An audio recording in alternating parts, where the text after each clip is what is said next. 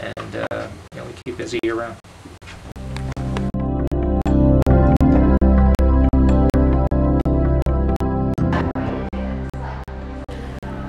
The two apprentice shop buildings on the waterfront house a great library, offices, classrooms, and several boat building shops.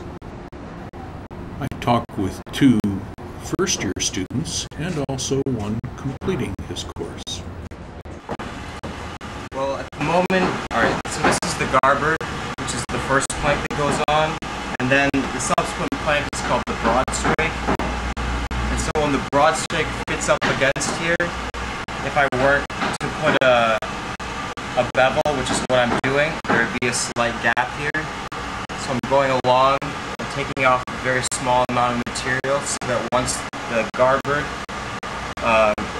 and the broad strake fit together, that there would be a snug fit.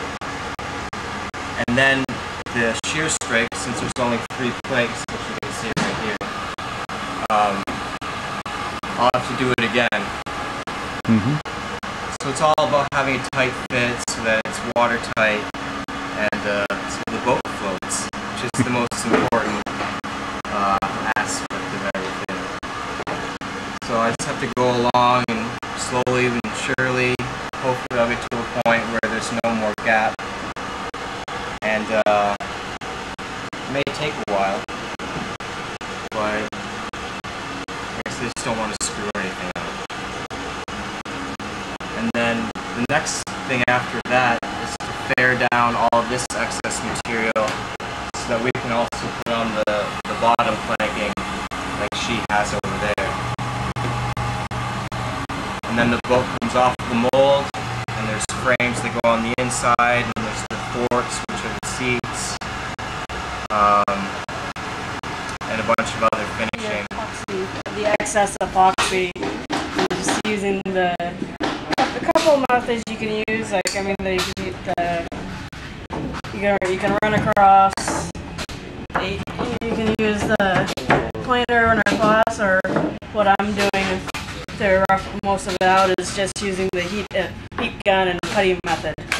Interrupt and just start scraping. I find this just gets it off a lot quicker, and it doesn't dull your blade as much.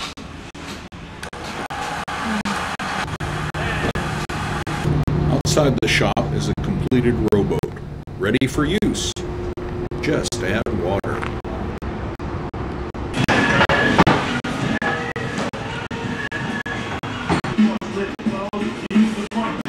Buzzards Bay.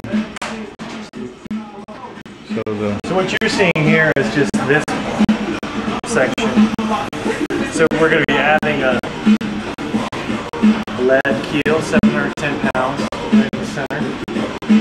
And deadwood comes off 4.5. There'll be a centerboard trunk that goes right to the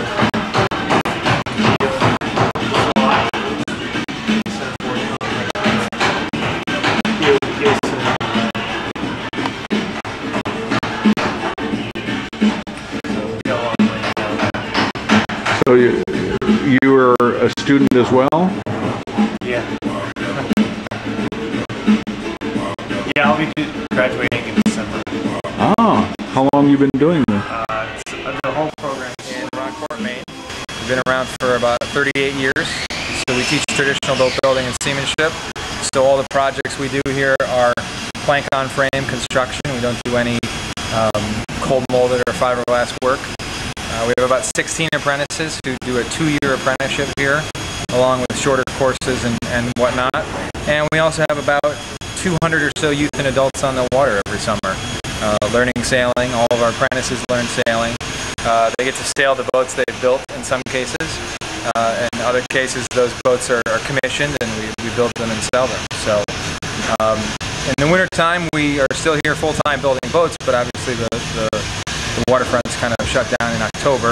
It's a little cold up here in Maine, so we can't sail year-round. But it's a pretty exciting place. I was actually an apprentice myself originally. Then I ran the shop for a couple of years, and now I'm actually the executive director. So kind of an amazing story. Oh, my name's Eric Stockinger. Thanks. what's nice about them is, you know, they're sort of spring loaded. But if I'm like latch rigging a boat, I can hold the plank up here, put it on here, and one-handed I can clamp it on. This pretty boat balding at the dock is a research ship. Boat designers can step masts in 3